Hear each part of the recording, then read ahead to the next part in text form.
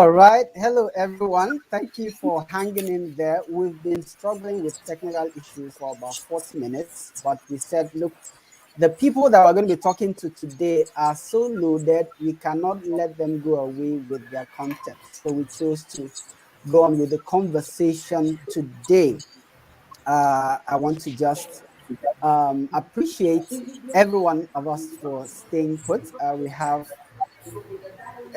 amazing speakers with us today. I'm going to introduce them a little differently from what I normally do because I want to speak of it from the relationship point of view and not necessarily the accolades are all there on the internet where we have published the the advert. So as soon as you manage to join us, please tell us where you're joining from, and then tag your friends, tag those who will find this useful, this conversation around the macroeconomic factors affecting small businesses. So as we go along, I'm going to share this to the existing platforms where we had the initial adverts. I want to start from Dr. Mrs. Dzeha. I'm just going to display her on the screen and allow you to see who she is. She is, I think I'll call her my mother in Ghana, my Ghanaian mother. So I appreciate her so much, and she has done so well for herself. She has done amazing things for herself. She has grown to the point of a leadership position in the university and top voice in the academia in terms of finance, in terms of macroeconomic issues, fiscal policy, money policy. Sometimes when I read some of her papers on academia, I am always amazed as to how powerful these thoughts of her, these academic thoughts of her. So she's going to share some of that with us. Please say hello to the audience as we welcome you. Welcome, Dr. Dzeha. Thank you very much. Good evening, and thank you for inviting me. I say hello to all the audience here. Thank you very much. All right. I also have here Osideko, Omobabinrin, Adeola, Osideko. I told her that I was going to ask her the meaning of Omobabinrin. You know, I think it's the daughter of a king or something. Yes. Tell me. Oh, amazing. Yes. You see, my Yoruba is still good. My Yoruba is still good. So we'd like to welcome her. I'm always amazed at the passion with which she speaks to her audience. She's a coach, and I'll just let her say hello to the audience once again. Go ahead now. Hello, everyone. Good evening. It's good to be here. Thank you for having me. And I believe we are going to have a good time together. Awesome. I'm also going to introduce very quickly Dr. Nnaemeka Obiareri. I read a post that he made in one of our groups regarding, he's very passionate about Eastern Nigeria, about Nigeria generally. And when I read that article regarding some of the things the government can do to change the face of that part of the country, Nigeria, I was absolutely awed, and I wanted to speak with him in this context. Dr. Obiareri, please say hello to the audience. Thanks you for having me. It's my pleasure to be in this program. Thank you very much. Thank you. Okay. Finally, but definitely not the least, our powerful global speaker, blockchain baron of Africa. I want to appreciate you for all your support. Shadrack has been all the way with us, and you will be able to benefit from his deep wisdom all the way from South Africa. Please say hello to the audience. Thank you kindly. Greetings to the 𝐬𝐻𝐻 Africa community. Greetings to the audiences around the world, some as far as Switzerland, Canada, the US. We send our Africa's love. Greetings from Sandton, Johannesburg, South Africa. Glad to be here and glad to be reshaping Africa in my lifetime with our fellow thought leaders. Thank you kindly. Thank you very much, everyone. Okay, as I see some have joined us internally, but just to mention that we are live on YouTube, on LinkedIn, and on Facebook. Unfortunately, we didn't use our initially advertised link because of the technical issues we had, but we are still here, and we thank God that we've been able to overcome those things. We're going to kick off the conversation because we have lost a lot of time already. We're going to kick off the conversation around this in this program. And what are we talking about today? Typically, you find when you start the year as a small business, you say, "Oh, I want to plan for the year." And in your planning, you're thinking about how to market. You're thinking about what products you're going to sell. You're thinking about those things that are within your immediate control. Today, we're going to talk about things that may not be within our immediate control, but things that could be affecting us in our businesses. And I'm going to start the conversation by switching my attention back to Adeola, and I'm going to ask her, first of all, you tell us a bit about your background, and then you tell us about branding in the current context. Branding in the current context. What should small businesses be aware of in the way they brand themselves in the modern economy? You have the floor. All right. Thank you very much, Kenneth. Good to be here. Good evening to the audience at home and to all the panelists. My name is Omobabinrin Adeola Osideko. I am a personal development coach and a branding expert. Okay, as regards to the question, now what should entrepreneurs in Africa look out more for when they are trying to brand themselves or brand their business? Okay, as it is, branding is perception. Branding is the way you want the audience or the general public or the society or your customers or your clients, the way you want them to perceive you. So if branding is perception, it is very important that we all take care of the way we portray ourselves to be perceived in the public.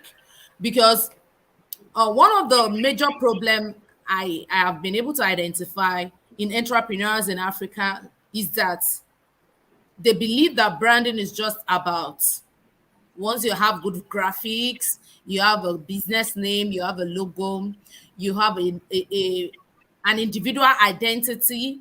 That's just what branding is all about. We are in the digital age where everyone is now trying to leverage the internet, trying to leverage the online space to get things done. So one of the things I want to bring out is that entrepreneurs should be able to leverage the online space for their marketing and their branding activities.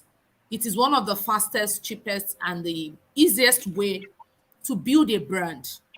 Gone are the days where you have to work so hard, tirelessly offline before you can even have a name, before people can even start knowing who you are, what you do, what you stand for. But because of the emergence of internet today, we all have the opportunity. I am very sure so many of us are from different parts of the country connecting on a platform like this. If not for technology and internet, probably this wouldn't have been possible. So one of the things entrepreneurs need to focus on is how to leverage the online space. A lot of people abuse the online space today for something else entirely. I tell people, it's a blank check for everyone. The online space is a blank check for everyone. What you want to write on it, it all depends on you. If you want to come to the internet to just while away time, to have fun, it's cool. It's cool. If you want to come to the internet to socialize, to network, it's cool. If you want to come to the internet to learn, to develop yourself for personal development. And I'm sure if you have questions for the branding side and you're in the audience, please drop it in the chat. I'm also trying to make sure that we are on the right link. So let me give the floor to Shadrack. Thank you. I'll go ahead. Thank you so much. So as per my expertise, my daily focus is on repairing Africa's supply chains in various regards. In this scenario, I also work a lot within the Africa Continental Free Trade Agreement. So I will be touching on the low-hanging fruits that African small businesses, small to medium, can actually tap into the pool of that the free trade area has to offer, as per my supply chain expertise and blockchain expertise. I'll be very brief. I'll just touch on 3 things. The first one, bearing in mind that by 2035, the agreement seeks to have lifted more than 30 million Africans out of poverty. And second, but not least, the agreement seeks to add to our continental grid $450 billion in inter-Africa trade. Last but not least, the agreement seeks to actually lift up or clean up the image of the Made in Africa brand. Now, that's just the policy on a policy level. Out there, every small business, every medium business, we appeal to you with my fellow panelists that do leverage the branding perceptions online, but on the supply chain side, do leverage the fact that the agreement has lowered previously existing barriers to entry. Do step forward, brush up on your brand, brush up on your basics, and also be ready as a producer to export beyond your known borders, be they regional, be they country-wise, or export to your neighbors. Thank you kindly. That's can understand. Dr. Nnaemeka is going to speak to us briefly about the political terrain. Of course, he will start from his context and maybe expand context. How does politics impact small business owners? Please go ahead, sir. Context of Nigeria. In fact, I will address it from the context of Nigeria, my country. Specifically here in Nigeria, politics triumphs and drives everything that happens within the micro and macroeconomic levels. And it is very, very important. I was just reviewing the economies of Africa vis-a-vis other countries, and it breaks my heart that within the context of politics, we've not been able to get it right. Nigeria today is a $452 billion economy. In fact, the whole of Africa of 1.3 billion people has an economy size of $2.6 trillion, which is even less than the economy of the United Kingdom that has only 64 million people. And I say it to everybody who cares to listen. If we get our politics right, if we get our leadership right, especially in Nigeria, Africa will get it right. First of all, we have no reason being a $452 billion sized economy when we can actually be as much as $2.6 to $3 trillion if we get our policy and governance right. You know, a country that is so blessed with the best of human capital, with the best of natural resources, all we need to do is to get the right leadership, get our politics right, and everything will fit into place. I've been in the industry, the financial services sector, for over 21 years, and I've had privilege of speaking to some of those who run the economy of this nation, especially at the Governors Forum. And I tell them, if you look at the economy of Nigeria, when we had our politics right, between 1960 to 1966, we had the fastest growing economy in the whole of the Commonwealth. As at that period, the crude palm oil, which was the mainstay of the old Eastern economy, the Eastern Nigeria economy, was over, Nigeria could over 45% of that market globally. And if we had continued in that trajectory, if our policies had been right without the military boys truncating it in 1966, by now, Nigeria, from the crude palm oil alone and the value chain, will have been netting over $38 billion outside the fossil fuel. So, like I said, if we get our politics right, looking at it from the context of Nigeria, insecurity is there because we have not gotten our politics right. The macroeconomic instability is there because we have not gotten our politics right. The art of infrastructure is there because we have not gotten our politics right. The fish begins to decay from the head. If we get our politics right and put in the right people within the 3 levels of government, 3 arms of government across the 774 local government area, I bet you over the next 10 years, Nigeria will lead Africa as a shining light and help us to get to, look at the African Continental Free Trade Agreement. Nigeria is supposed to be leading it, but we are nowhere to be found. So everything boils down to leadership. Look at Nigeria, from Okonjo-Iweala to Akinwumi Adesina to Arun Mote. Look at the kind of human capital that we are sending out to the world. But within the context of leadership, we have the worst of us lording it over the best of us, and everything has become topsy-turvy because of that single factor. And all boils down to the Constitution of the Federal Republic of Nigeria. And that is why we clamor and cry and bay every day. If we can restructure the constitutional and physical architecture of this land and get the right human capital to be in the right places across the MDA, I tell you, in the next 10 years, Nigeria will be a real leading light that will drive Africa to the next phase. In fact, the world is waiting for Africa, especially Nigeria, to take up its place in the Community of Nations. Thank you very much, sir. Let me ask a follow-up question on that. What do you think we can do now? I mean, is it anything? It does have to do with voting. What do we do? What are the actions that we can take now? The actions we should take, that for the technocrats and those who believe and who are convinced that they have value to add, we should not stay away from the political space. We should come in. See, I give an example. I'm a Christian. I said, if Daniel could survive in the treacherous country called Babylon, if Joseph can thrive in Egypt, everything depends on conviction. We should not stay away from the political space. The technocrats, those who believe that they have value to add, should join the political space, join political parties, play your role, help to enlighten the electorate. The major problem we have is illiteracy. Over 52% of Nigerians cannot read or write. So it's our job to come into this space to show example. When you show example, people will follow. Thank you very much. Thank you very much. Everything rises and falls on leadership. John Maxwell. And people are not being led because those who have capacity to lead are afraid of the complexities of the politics of the one of the most corrupt nations of the world. That's what you're saying. Thank you for that. I'm going to move over to, we are going to still come back to you because I think there are some strong points there, which I believe a few people will want further insights. So let me come over to Dr. Mrs. Dzeha and ask her to give her first thoughts on the area of fiscal policy. And especially, she's from Ghana. I'm sure there are some issues you will want to point out in the Ghanaian space as well. Please go ahead. Thank you very much, and thank you very much to you, Ken, and then my fellow panelists.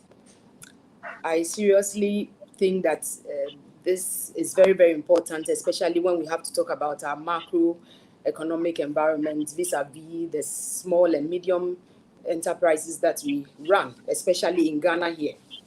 You and I know that the small and medium enterprises are the engine of growth for any economy. If anything, the small and medium enterprises help in the employment space. They help in building funds when it comes to taxes for the nation. It helps in helping a lot of these macroeconomic environment issues.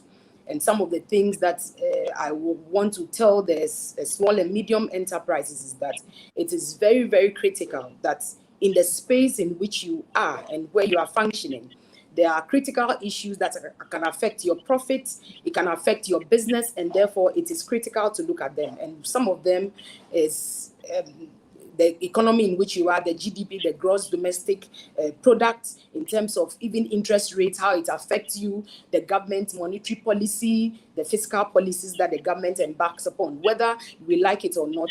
In the space of running an economy, key things that the government would need or will use to run the economy is basically using the monetary policy and also the fiscal policy to run an economy. And that is the space in which you, as the small and medium enterprise, the SMEs are. And these are the things that their eyes must be on in terms of the macroeconomic policies. What are the policies that government is chiming out? Using Ghana, for example. I mean, typically Ghana, because that's where I am. I mean, if you look at the policies that government is bringing out, the SMEs must position themselves to be able to fit in order to continue being in business. Other than that, they will either be crowded out by government itself or they will have to fold up by themselves.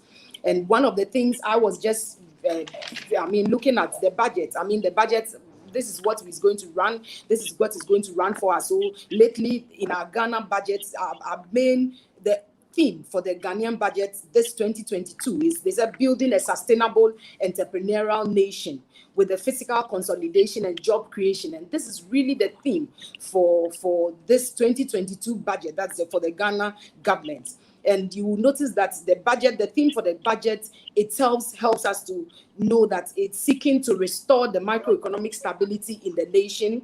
And it seeks to do that through fiscal policies and then trying to help them to maintain the debt that we in Ghana face in terms of the debt sustainability by trying to help us manage debt. And because of that, government will enact a lot of policies to ensure that they are in a better position to manage the debt. Not too long ago, you and I have been hearing so much about the national debt. Sometimes we behave, we don't mind, or it doesn't affect us. But whether you like it or not, if you're a Ghanaian, if you're a small and medium enterprise, it will affect you because government will not want to go down the drain. What government wants is that it will try to enact policies such that they will also be able to manage from their side in terms of the budget or the debt that faces them.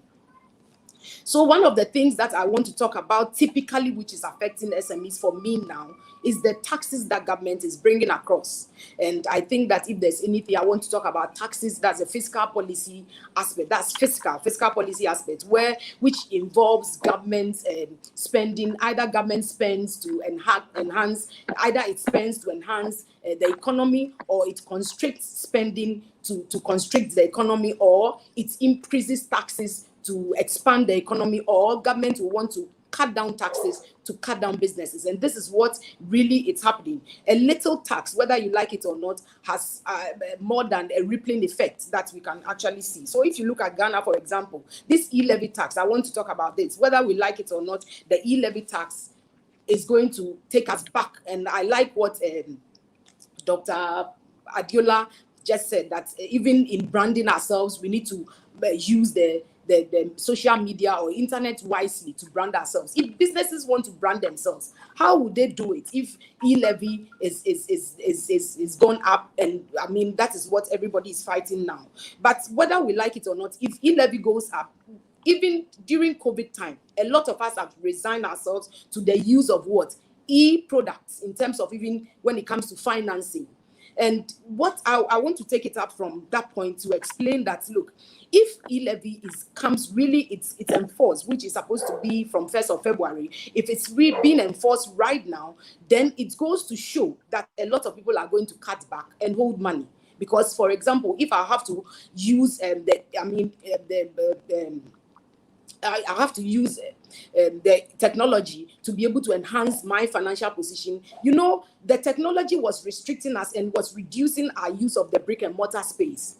So now what government has done is trying to push us back into what we used to do, where we held money on ourselves. Not too long ago, government wanted all of us to go cashless. But now with the e-levy, a lot of us who have logged on money on various portals, and we put it on our momos, and we do a lot of financing and all that. We are going to hold back to money. And really, if we really hold back to money, whether we like it or not, it will lead to what? An increase in money supply.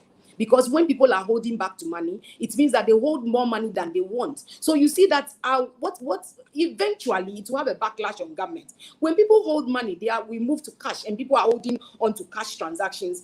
Basically, it will increase money supply. If money supply is increased, you and I would have to know that whether we like it or not, if it doesn't synchronize with goods and services that are produced within the economy, it presumes that what? There's going to be an inflation. If there's inflation, it means that prices are hiking and they are going up. And if prices go up, what happens is that it's going to erode what? People's purchasing power. And whether we like it or not, this is what the SMEs must brace themselves with. Once people's purchasing power is eroded, the rippling effect of the e-levy, once their purchasing power is eroded, it's presumed that they will not be able to buy. SMEs will find themselves not being able to produce and to produce effectively or get the maximum aggregate demand that they would really want. Once they don't get the aggregate demand, it means that their profits, they have to actually put themselves in a position where they have to work to be able to make profit if they want to remain in their space in business. So government really is going to have issues when they bring the e-levy. More money will chase fewer goods, inflation will come up. And this is going to bring about another thing that government will have to do through the central bank. And once we have so much money in circulation, government will want to apply monetary policies. Not very, for the past 6 months or so, interest rates has remained stagnant. But now interest rates are about 14. That's the discount rate in terms of government policy rate. It's about 14.5. Government policy rate being 14.5 has a lot of effect on interest rate. That is what the banks are going to charge, because that is the base rate for the banks to actually put up how much they want to charge on businesses. And this is what is going to affect the SMEs, because if banks the interest rate or the discount rate, that's how much central banks will go to central bank to go and borrow at the discount rate. And banks are in there for business. Banks are in for profit, and therefore they would want to throw it back to the public, to the consumers. So they will increase their interest rates chargeable on loanable funds. So if SMEs are going for funds, it means that they are not going to get it cheap. So you see, just one e-levy has a rippling effect. They are not going to get their funds cheap. And if they don't get it cheap, it means that it will cut back production. They will have to cut back production in managing their profits. And when they cut back production, it's still going back to have a rippling effect on us. Once production is cut, our GDP will go low, the economy will come back to square one. So the effects are die. It's die. We need to relook at some of these things in the SME space. SMEs must look at this. Either they want to decide that they are going to evade taxes, because if they do that, then they will make much profit, because SMEs are in there also to make so much money in terms of profit. Or they decide that they want to just maybe cajole governments, or they want to throw back the taxes on consumers. And when they throw back the taxes on consumers, in other words, that taxes on consumers, it goes back still to erode the individual's purchasing power. And once we don't have enough money to consume, it tells us that we will not be able to buy. Aggregate demand will reduce. And once aggregate demand goes down, still SMEs will not be in business. So we are not talking about today. We are not talking about the effect in the short run. But in the long run, the rippling effects are there. It is important that we look at this space so that we'll be able to run. The SMEs must be able to know how they get their money. And SMEs that are hard hit on some of these things are those that really rely on credit for their day-to-day running, their day-to-day operations. If SMEs will continue to rely on credit for their day-to-day operations, then this will really have impact on them. If they'll rather look at maybe trying to, like I was telling somebody today, the Joseph effect, looking at the times that they have so much money and then put some aside or invest in very good investment vehicles and make much more money so that they can use, if they still want to go back to the banks to collect loans or to ask for loans and things like that, then it means that the effect is going to have a backlash on them. Invariably, it will come back to you and I, who are the consumers of final products. And that is where we find ourselves. It's quite a serious thing. Thank you very much. If you leave me, I'll continue talking, because yes, there are I was going to say that. I was going to say that your analysis is the analysis of an academic. So every aspect must be touched. So that's amazing. But I want to ask a question based on what you said. But before that, let me just read one or two comments. I like some of the comments that I'm seeing. Tunji says, when politics is for reference instead of influence, I always like the way he uses words. When politics is for reference instead of influence, people will die to get into offices while things don't change. Then James says that, yes, SMEs are the lifeblood of every economy, a country. Policies must help, not hinder SME development and growth. And then improper taxes keep many micro and small businesses in informal sector of the economy. Informal sector meaning they simply dodge the taxes, right, James? And then our government prefer telling time. Being gatesmen and building gates, these are there is a gross misunderstanding of how to innovate governance with technology. That is absolutely amazing. Now, based on what I've seen from these technocrats in themselves in the audience, I want to ask Dr. Dzeha and very briefly, and Dr. Obiareri, do you think that government is out of touch with the needs of small businesses? Now, that's the first question. And the second one is, do you think SMEs are out of touch with the opportunities that governments, provide? So who is out of touch here? Because Dr. Dzeha has just spoken, I'll allow you to gather your thoughts, then I'll come back to Dr. Nnaemeka. Please go ahead. I'll unmute you. Seriously, I think that government must reconsider. If you ask me, I would say that really government is not what really would grow an economy. Government is not looking there. Government has not got its eye on the SMEs. Because seriously, I keep saying that if you are taxing and you are asking money, you must also think of the welfare of the taxpayer. It is very, very important. It gets to a point, there's a threshold beyond which the taxpayer would have to either dodge the tax, evade the tax. Recently, not too long ago, just to be able to tell a story, a friend of mine actually started a business, and because of taxes, because of SNIT, because of payments, because he has a business and he has employed a number of people. And what happened is that I'm telling this story to be able to tell whether we are in touch or not, and some of these things. Yeah. And it's a true story. And what the issue is that the person could not manage a SNIT payment. He could not manage, not that he could not manage, but I think the trepidation and the worry from SNIT payments of salary payments, paying of GRA and things like that, amidst even paying corporate tax, income tax, and all that were too much for that person. So what the person did simply was that I'm going to sell off my company to anybody who would buy it. Sell off my company to anybody who would buy it. And truly the person found somebody buying the company. When the person bought the company, the person did not continue running the company. After the company has been sold, bear in mind, people have been laid off. When people have been laid off, it's coming back to unemployment, backlashing on the economy. This person tells me, look, after selling my company, look, I am free from paying what? Corporate tax. I am free from paying what? Income tax for customers. I am free from paying salaries. I am free from paying what? SNIT. I have my money. I just went and put it in government bills, treasury bills. I'm risk averse. So I am just relaxing, and how much money I'm gleaning out of that investment is even much more than when I was actually in business and paying salaries. So this is what I'm trying to say. If government does not pay attention to the taxpayers in terms of small and medium-term enterprises like this one I'm talking about, they will fold up. And if they fold up, we should know that we are constricting our economy. When we constrict our economy, it will backlash us. The rippling effect is that the economy will come crumbling down. When there's unemployment, the social vices, we cannot manage it.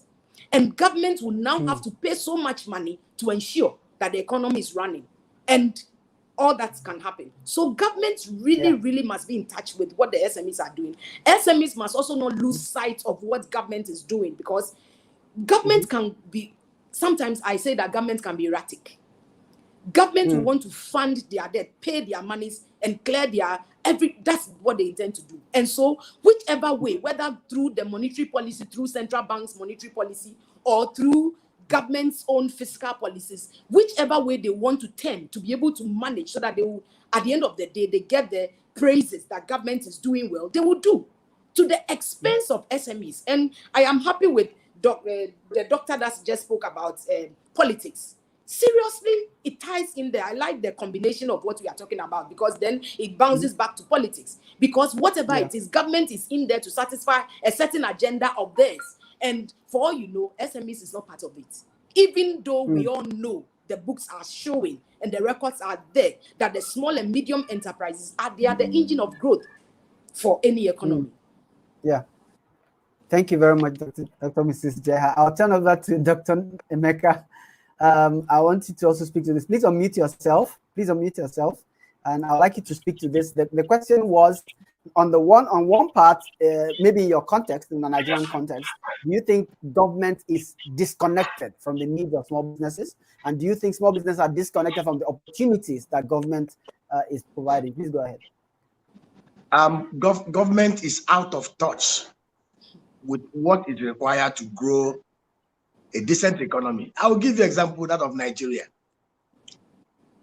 Nigeria is one country that is so blessed by God with the kind of natural resources and human capital that from the agro sector, the agro value chain alone, we can generate as much as $150 billion every year. Netherlands, with a arable landmass of 14,000 square kilometers, population of 17 million people, less than Lagos State, generates annually over $117 billion from the agro and agro commodity sectors alone. Even from ranching, from the dairy sector in Netherlands, they generate about $7.9 billion annually. 12 million tons of cheese. 800,000 tons of cheese. 12 million tons of milk, and generate over 47,000 jobs from that sector alone. Now look at Nigeria. The SMEs that are supposed to operate within the whole value chain of the agri sector, from the upstream to the midstream to the downstream, are being hampered because of the issue of insecurity. Tell me which other country in the whole world is still operating the open grazing formula? In a country where even the food belt of Nigeria, the north and middle belt, are practically incapacitated because of insecurity. We heard the story about farmers in I think in Zamfara State or Katsina. 41 of them were beheaded because bandits came into their farm where they were harvesting and beheaded them. And we all know that the issue of insecurity, the migration of the terrorists, they hide under herdsmen, nomadic movement. Any decent government that has some modicum of common sense will have automatically banned open grazing and introduce ranching or agro-pastoral scheme to create peace and harmony and help the small and medium-scale enterprises to grow within that sector. Netherlands has only 1.6 million heads of cow. 1.6 million. Nigeria, we purport records say that we have 19 million. Yet we import $1.5 billion worth of milk annually. We generate the third biggest cocoa export, but we process nothing within the economy. The simple fact remains, today, the palm oil value chain that we used to control 45%, Nigeria that used, in fact, Malaysia and Indonesia came to Nigeria decades ago to pick their seedling. Today, between Malaysia and Indonesia, they control 85% of the $113 billion crude palm oil market. Nigeria, unfortunately, consumes about 2.4 million tons, but we import 1.4 million tons. A country that used to control 45% of the global supply market. Look at the northern part of Nigeria. The northern part of Nigeria is the only part of the whole world that the date palm tree grows and produces twice annually, everywhere in the whole world.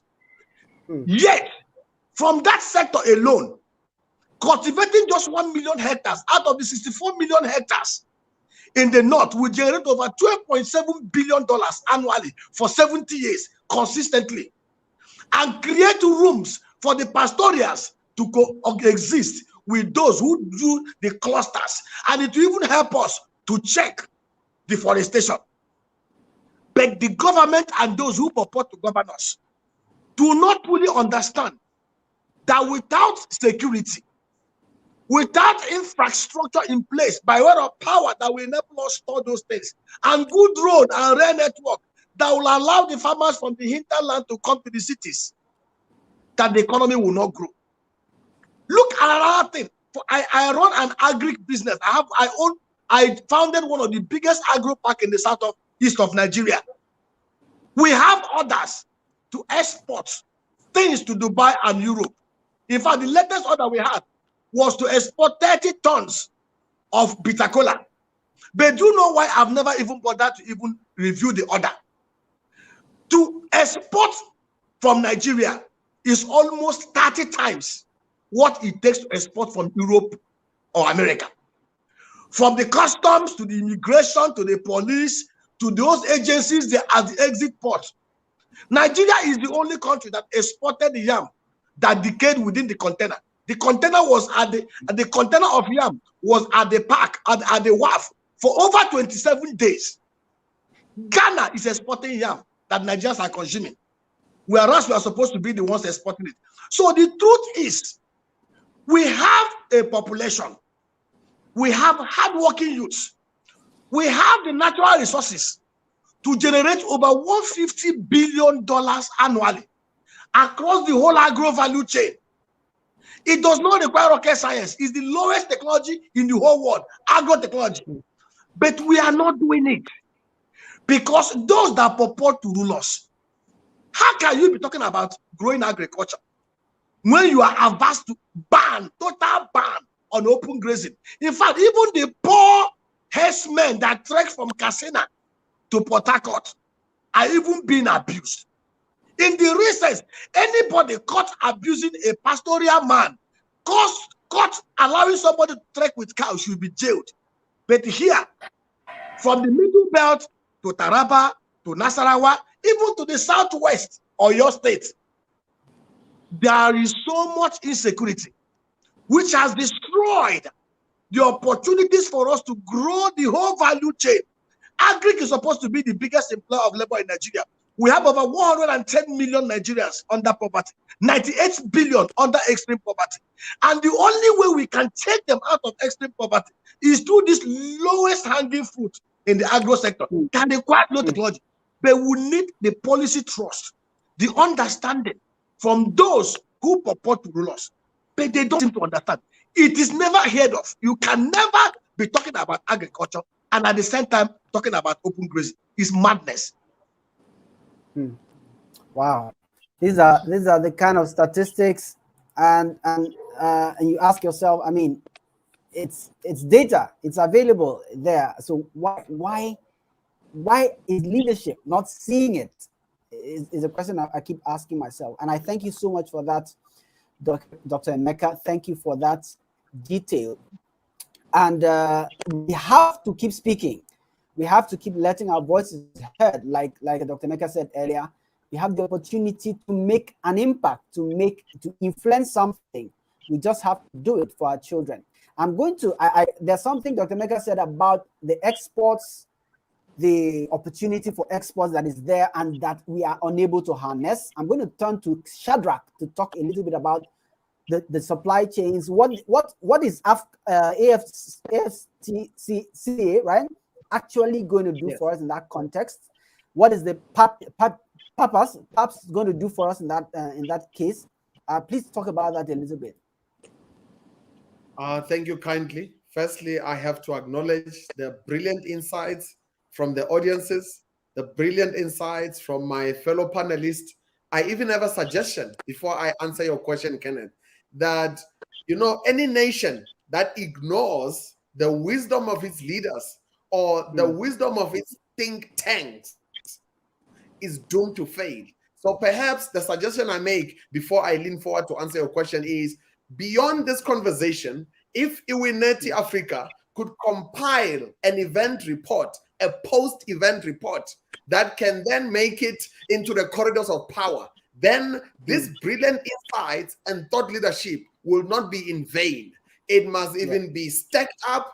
If they want it in print, we must send it there on their desk so that this amazing, inputs that can shape the economic trajectory of ECOWAS and the South and other countries will not be ignored, because our leaders have been known to say, I did not know. That excuse cannot be tapped into when lives and livelihoods are on the line. So I put it to 𝐬𝐻 Africa, compile a post-event report that we can make some calls so it makes it to the right corridors of power so that the trajectory of our nations can change. To respond to your question, how AFCA and PAPSS are placed in the mix. Maybe I need to move away, even though I've got some thoughts for the government.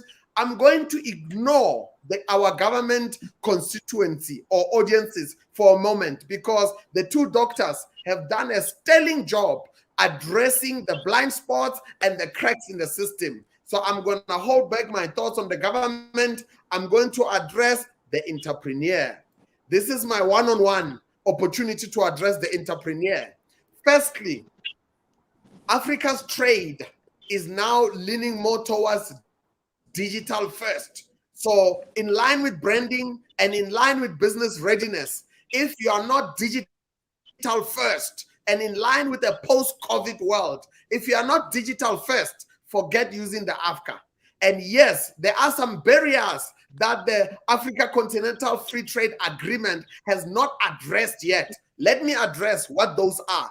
Dear business owner, we are aware as the AfCFTA movement, we are aware as supply chain experts, we are aware as the blockchain movement that number one, you've got insurmountable barriers to trade, particularly when it comes to lowering the border tariffs that are still high, and also with evening out the play field. AfCFTA in its current configuration tends to sometimes, and I'm saying that from a good place, it tends to lean towards supporting certain economies at the expense of other economies. That is not intentional. That is transitional. While we are doing that, I did say I'm going to address the business owner. Can you lead through crisis? Can you lead despite the crisis? Be it a lack of political leadership, be it the corruption crisis, be it the Africa Free Trade Zone taking a bit longer to implement to your doorstep. Whilst those macro forces are still taking formation in your favor, whilst the road to Nigeria's election 2023, whilst the SADC region is still ruled from a certain country, while those things are happening, you still have mouths to feed. You still have payroll to fulfill. You still have your own children. You can't come home empty-handed. So I appeal to you. We are thrashing out all these realities from a fiscal policy level to some of the corruption at the border trade. But I appeal to you, not all is lost. Control what is inside your four walls. It might not seem like much. It might seem like you are fighting a losing battle. But I appeal to you, while these leaders on this panel and other panels are reshaping the continent, are repairing the continent's value chain, I appeal to you to not lose hope and do prioritize whatever e-commerce is available to you and whatever means are available to you, because there is a market to be accessed within your borders and beyond. So I just wanted to address the entrepreneur to say not all hope is lost. From an entrepreneur to another, hang in there. While we are repairing the continent, make sure that your children don't begin to beg for bread. Thank you kindly. Wow, awesome. I just have to give a round of applause to Shadrack and to Dr. Nnaemeka and to Dr. Gloria and to Minta. Let me tell you what Minta means. Mommy in the abroad. I'd like to appreciate you so much. That's Mommy in the abroad, and Adeola. I'm going to come back to her to speak to us a little more about branding. And I like the way that Shadrack has told the line in terms of what we can do. In the face of the fact that government seems to be disconnected, maybe there are some alternate agendas, so to speak. Maybe there's no interest in actually solving the problems, whatever it is.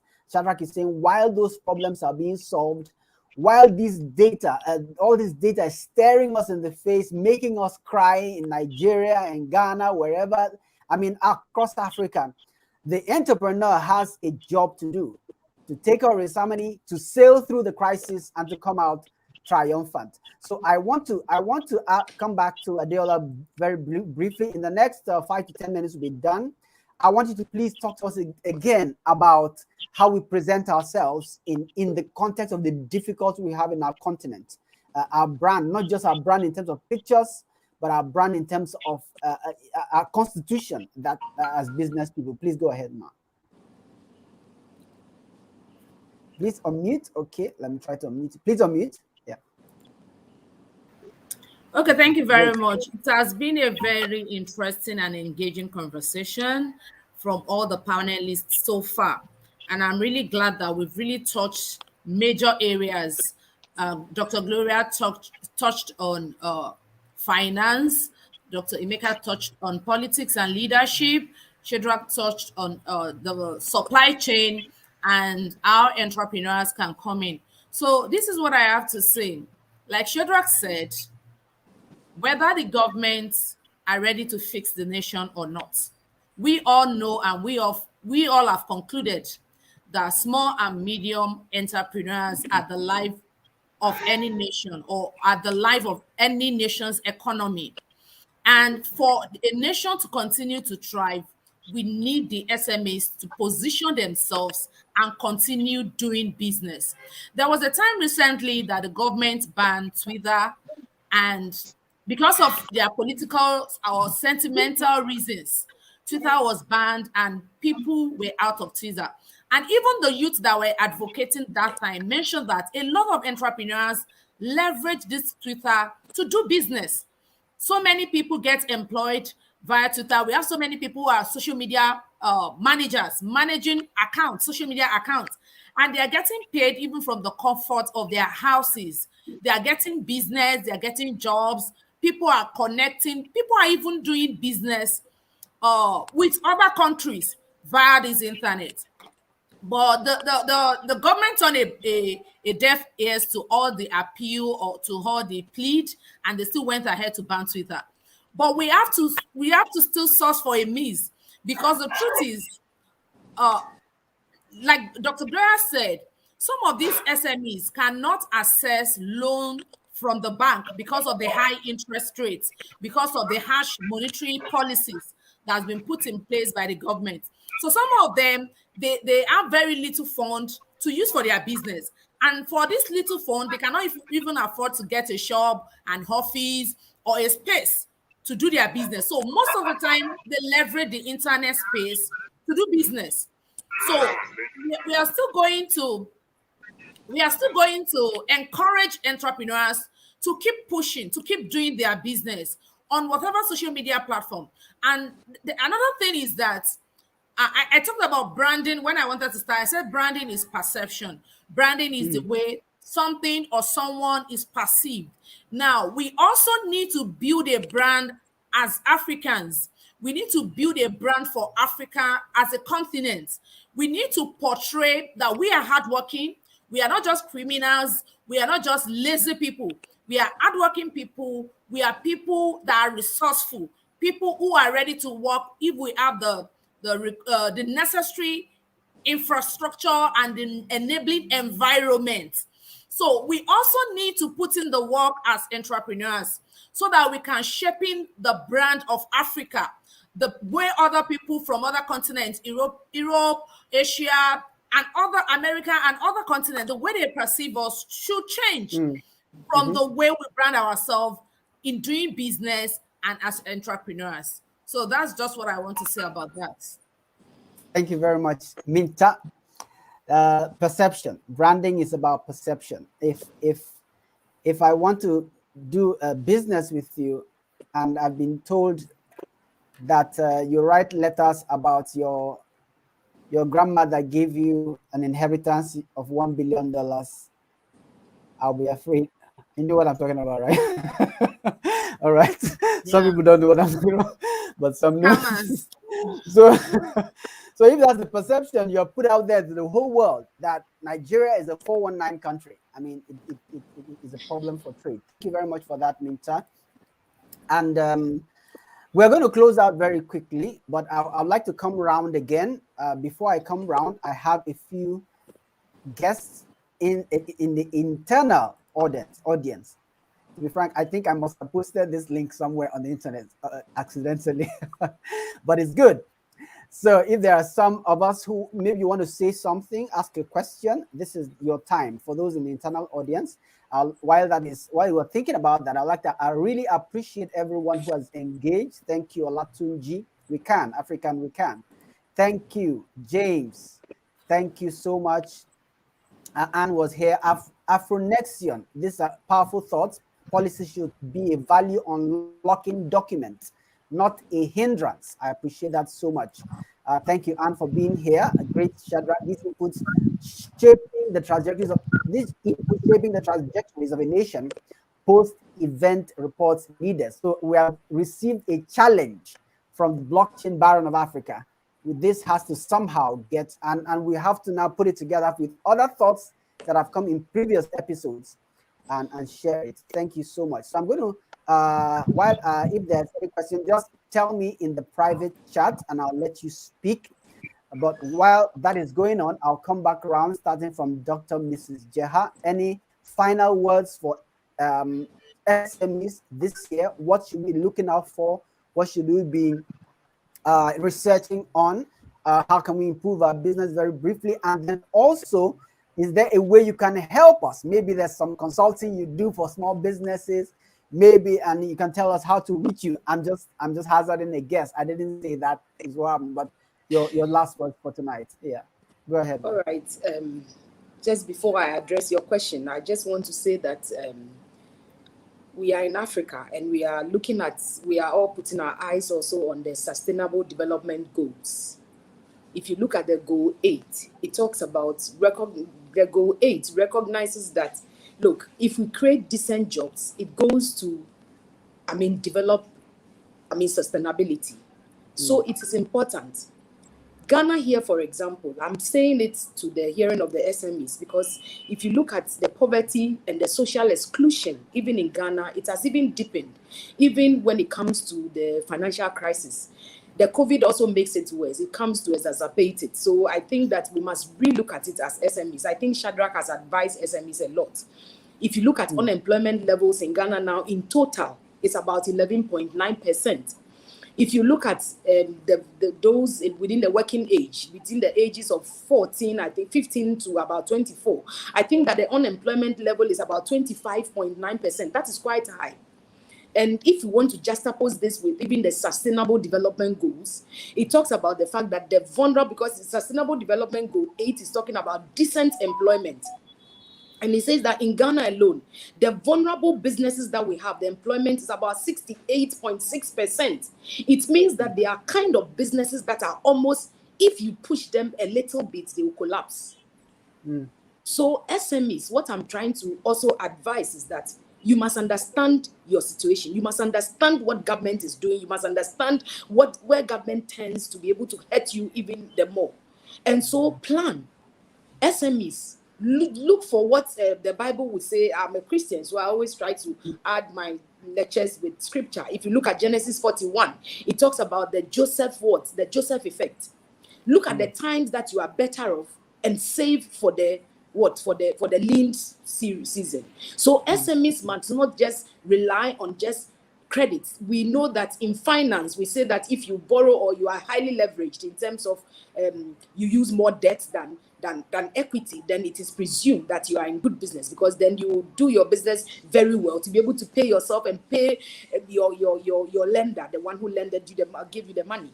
So people think that if you borrow money, you are, but in an environment that we are like Ghana, I would say that you would borrow little. Don't be too highly leveraged in terms of borrowing to fund your day-to-day operations.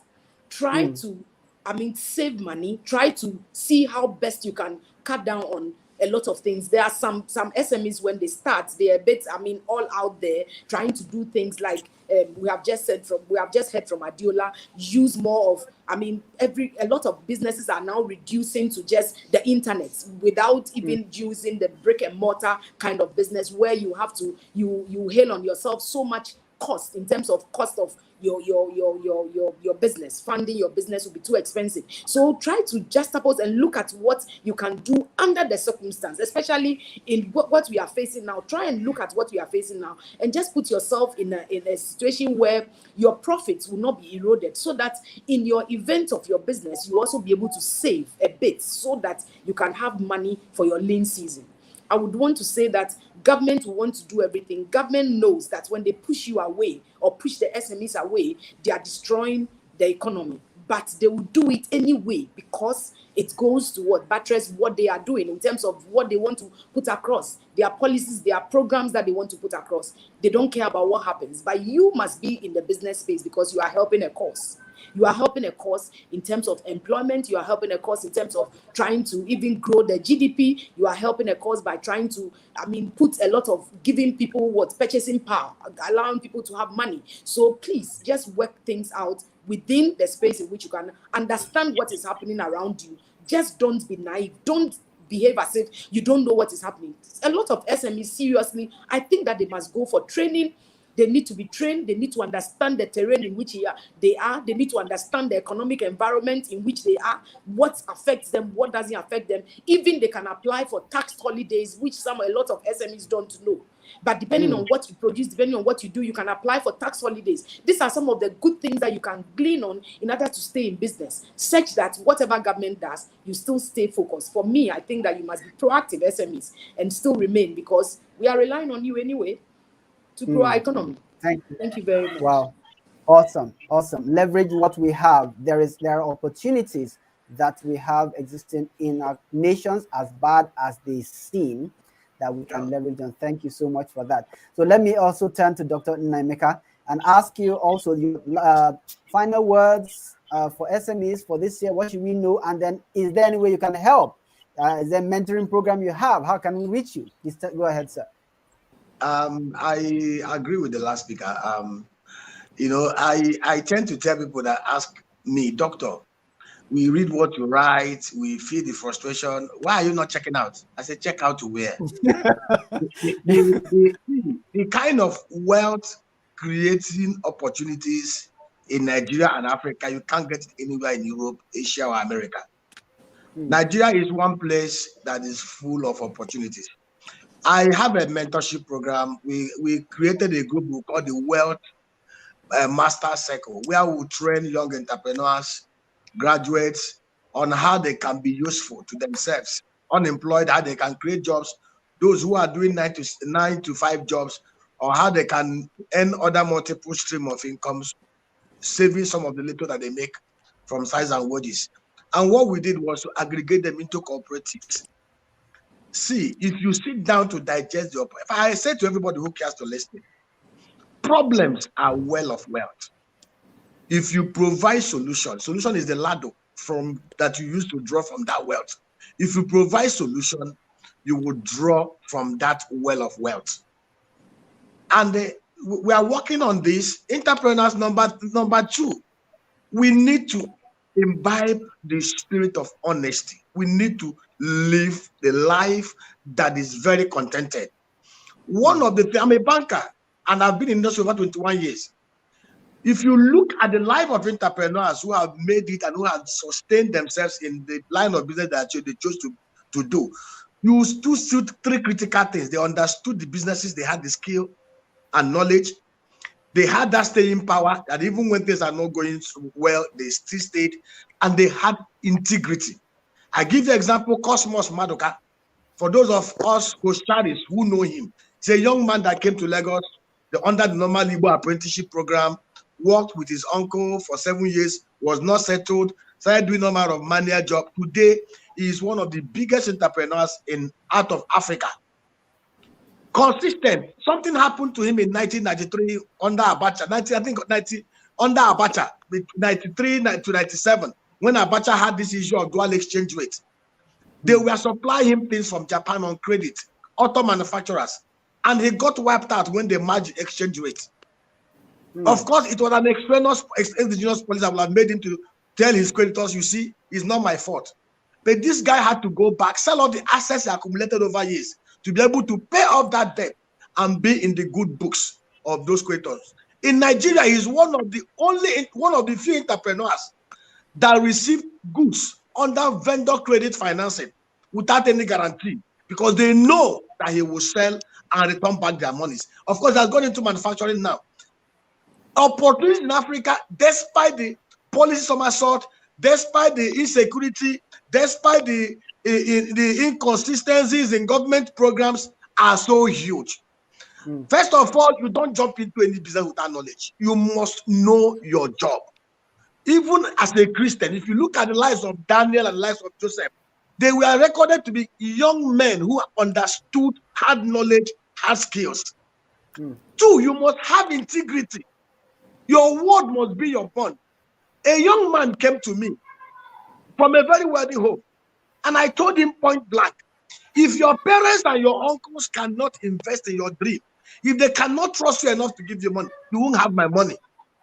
Because if the friends and family business, what we do here is, when you have a good business, when you show understanding of that business, and when people can trust you, trusting you has to, if they make inquiries from your home, from your wife, from your sisters, from your colleagues in the office, from your bosses, can people say that this young man is a man whose word is his bond?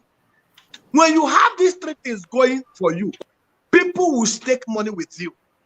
What I'm trying to do now is to aggregate them into cooperatives so that they can counter guarantee each other.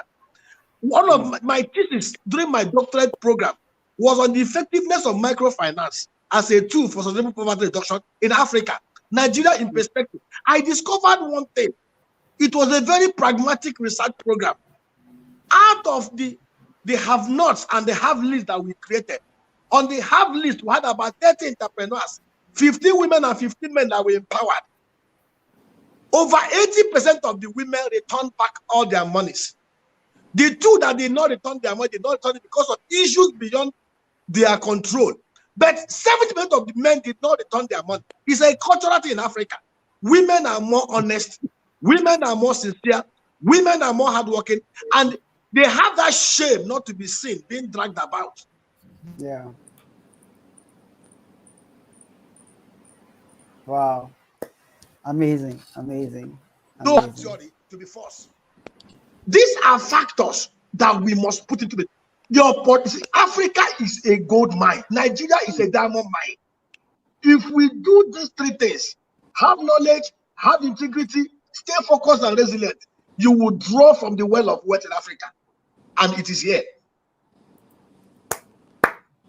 Thank you very much, sir. Thank you very much, sir. I appreciate that so much. This is getting hotter and hotter, but our time is almost up. We've done about 1 hour, 10 minutes. So let me hear from Shadrack as well. Final words before we come to Aunt Minta. Yes. Shadrack, your last words. Thank you kindly. Thank you kindly. Once again, I appreciate all insights on board, including insights from the audiences. I'm going to mention 3 things as my parting remarks. Just 3 things. And I'm going to segment them to delve further. The first one is that when it comes to entrepreneurship, it's a lot simpler that sometimes we complicate it. My historical muscle memory before blockchain is in management consulting. So I have been, even in my corporate days, even when I left Deloitte as my last corporate role, left on very good terms. I still have relationships with my Deloitte family. Even when I left there, it was always, how do you distill and simplify the situation at hand? Whether we're dealing with a large state-owned enterprise, or we are dealing with a multinational, or we are dealing with an SME, it always drills down. Business drills down to the rider, the horse, and the racetrack. That's it. And I'm going to break it down so I don't sound like a philosopher. I'm a businessman, I'm an entrepreneur, I'm a blockchain expert. So I always like to distill and be practical like my fellow speaker. On the horse, you know what? There might be forces that you cannot control, but your horse must remain healthy. What is your horse? It's your business. It's your brand. It's your cash flow. It's the flow of your business. Your horse cannot afford not to be healthy at this time. There is COVID out there. There is corrupt forces, but your horse, focus on your horse to make sure that your horse is a thoroughbred. Your horse is ready to bolt out. Your horse is ready to compete, not with Nigeria, but with Netherlands, because we have gone global. We are not competing locally anymore. We are competing without borders. We must unite together, but we must compete with our neighbors. It must be a fair fight. You know, after we win, we can extend our hand and say, it's nothing personal. It's just business. You know, Our horse is how clean are our passports. We must clean our passports. That is happening at a macro level. At a micro level, let me conclude some points on the horse before I go to the rider, the entrepreneur. If you are a business leader, you know you've got an incentive now. Now that COVID is happening, you've got an incentive to improve your sleep at night. What do I mean? Your sleep is going to be improved by the forces you control inside your four walls. What do I mean by that? If there was a sex pest in your workplace, if there was a sex pest on the loose before COVID, you need to now put an end to that sexual harassment in your workplace, because we can't point all the fingers to the government, but there is a sex pest on the loose among your team that is contaminating your horse, number one. Number two, if there was a sales expert in your team who to them sales is asking for brown envelopes, it's time to let them go, because you will not sleep well if you keep collecting brown envelopes. So clean up your books, clean up your reputation, and clean up the workplace. You can't say, I hire women, I am diverse, but you allow women to be harassed by sex pests in the workplace. For you to benefit from the think tank of the amazing women around you, make sure you defend them, you protect them, to keep the horse healthy. No horsey business around. Keep your business healthy. Last but not least, do not cheat on your wife. I'm talking to African men now. It's about integrity. If you cheat on your wife and you can't sleep better at night, you can't blame the government. You can't say it's my president. It is you. You are making the walls around you to be smaller. Be honest so you can sleep better, so you don't wake up next to the enemy. You are scared. No, she's checking my phone. No. Fix the horse. Fix the integrity. Let me talk about the rider. I've already started. You, the horse rider, you can't afford to have the likes of the good Dr. Nnaemeka give wisdom and insights, and you don't show up for the mentorship. You need to have clear vision. Yes, the country may be falling apart, but you must not be falling apart. The world around you could be falling apart, but your house must hold. That's why we call it household, you see? It must hold. So make sure that no funny business at work, and make sure that you have got clear vision, you've got clear principles and integrity, because the buck stops with you. Last but not least, the racetrack. The racetrack is the market. There are market forces on the government level. There are market forces on the currency level. You may have to leave those alone for now, those currency fluctuations. Focus on how well do you know your market. Are you submitting proposals that are sick? Or is your proposal telling the people out there, he or she is the best that I can get in the world? Don't compete with your neighbor. Don't be the smartest in a small pond. Go out there in the big ocean and compete with the best of the best. Then we will make Africa great. Thank you so much. Amazing. Wow. I don't want to go home anymore, but the secret is I'm at home. All right.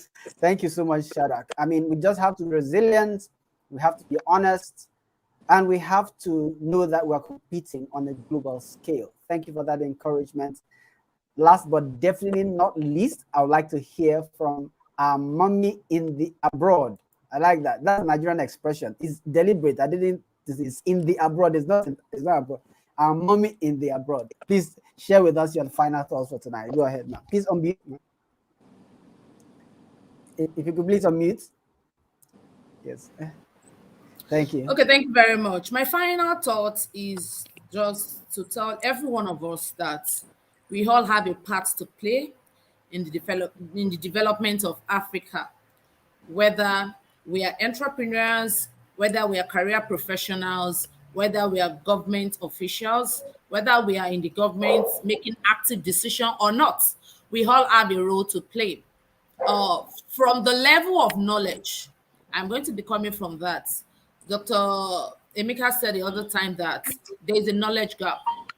There's a knowledge gap. And Dr. Gloria also touched that, where she talked about tax holidays, that so many entrepreneurs do not even know that that opportunity is there for them. I have discovered in a short while that there is a knowledge gap for us Africans. Most of the time, we are not ready to learn, especially entrepreneurs. They believe that, oh, entrepreneurship is just about buying and selling, and that's all. We need to explore. We need to expound our knowledge base. We need to be able to know where we are going, and what we have in stock for our market as Africa. Because it's what you don't know, you don't know. It is only when you know things that you'll be able to walk around that thing that you know. And it is all our responsibilities. Like we are just having here a session where we are educating people, we are advising the government, encouraging people in our different capacities, in our little way, in our different work area. Let's make sure that we keep filling the knowledge gap. We keep educating people, entrepreneurs, career professionals, even government, about what is to be done to move Africa forward. So most of the time, we always want to push everything to the government that, oh, government should do this and that. But in our little space, like Dr. Emeka said, that he has a mentoring group where he mentor young people, even people that are not employed. So by the time we are waiting for the government to employ everybody, we might be wasting our time. But we can also stand in the gap to teach other people, to give them knowledge about what they can do. Even if you are unemployed, how can you generate a business idea that can bring money to you, and which eventually will rub off on the economy of the nation as a whole. So I believe that we all have a role to play, and we should play it without holding back. So that's my final word. Thank you very much, Minta. I just love that name, so I keep repeating it. My apologies. My apologies if I'm saying it too much. So that is lovely. So we have to do what we can to help the progress of Africa wherever we are operating from. Thank you so much, everyone.